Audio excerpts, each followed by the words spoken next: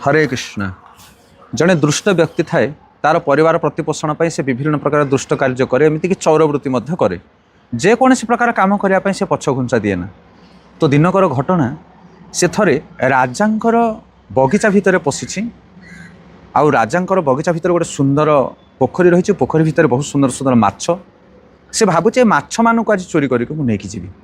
तो माछ धरिया गोटे सुंदर जालर व्यवस्था करुच्ची। आउ जाल पकईकि धीरे धीरे माछ मानक धरुची। तो यही समय सब प्रहरी मैंने जगिछन्ते चतुर्पार्श्व से मैंने आवाज शुणिक आसुँच कौन है।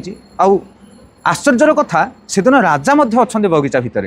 राजा आ प्रहरी मैंने जिते आकस्मिक भाव में चतुर्पार्श्वर आसबार देखुची ये जो चोर व्यक्ति जे माछ धरुला से किंकर्तव्य विमूढ़ कौन कर बर्तमान आ अल्प समय भितर से धरा पड़ से जाल को फिंगी दूची दूरे की माछ मानक छाड़ दूची। आ जो वस्त्र पिंधि तार उत्तर भी बाहर करके फिंगी दूची। एवं जो पंख थिला सब पोखरीर जो पंख माटी से माटी पंख को देहरे आवृत कर लिपि दूची।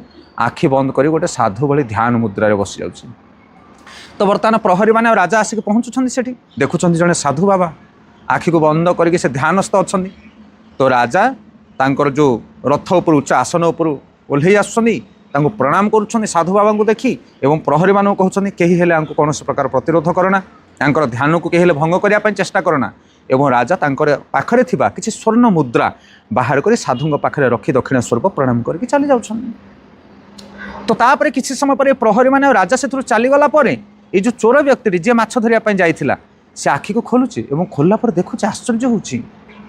विचार करंतु आपण माने तो ता हृदय ना ता हृदय गोटे अलग प्रकार पश्चाताप सृष्टि होउची। से भगवान का चरण में मुंड पिटिकी कांदुची कहूँ प्रभु मो जीवन में कौन पुण्य कर्म करनी। चोरी करवा पाप कर्म करवा हूँ मो जीवन पूरा कार्य।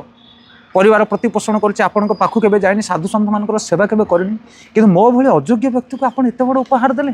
आउ एत बड़ गोटे अपराधर मत गोटे क्षण भितर मु मुक्ति पाईगली केवल साधुर रूप को धारण करी। आउ जदि मो प्रकृत में आपणकर भजन करी ताहले मो जीवन में कौन न मिलिबो मते। जीवनटा एक चोर वृत्ति करके एतिकी संपत्ति मुझे पाई नथिली। किंतु आपण को स्मरण कला मात्र आपणकर भक्तर केवल अभिनय कला मात्र आपण मते कौन नदेले। आउ से दिन ठारू से व्यक्ति की चोर वृत्ति परित्याग करी साधुर जीवन अतिबाहित कला। ता हृदय गोटे अपूर्व परिवर्तन आसीगला। तेणु सतरे न हेले नाही मिछरे भी आपण केबे जांतु सत्संग करंतु। मिछरे केबे टिके भागवत सुनिया पई चली जांतु कहार अनुरोध रे। तापरे देखिबे प्रकृत रे से सत्संग भितर कौन प्रभाव रही।